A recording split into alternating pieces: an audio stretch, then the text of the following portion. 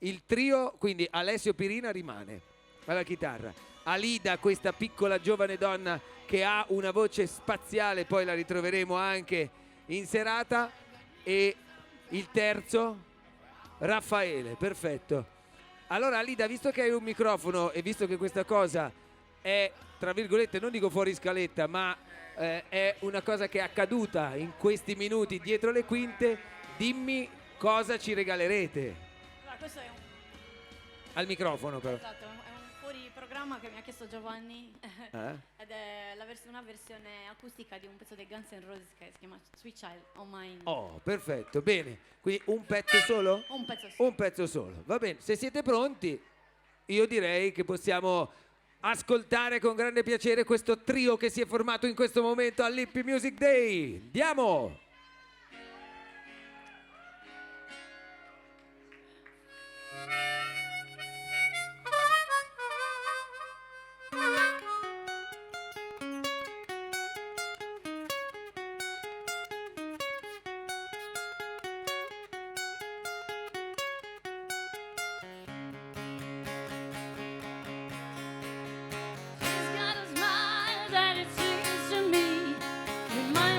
Childhood memories of everything was fresh as a bright blue sky.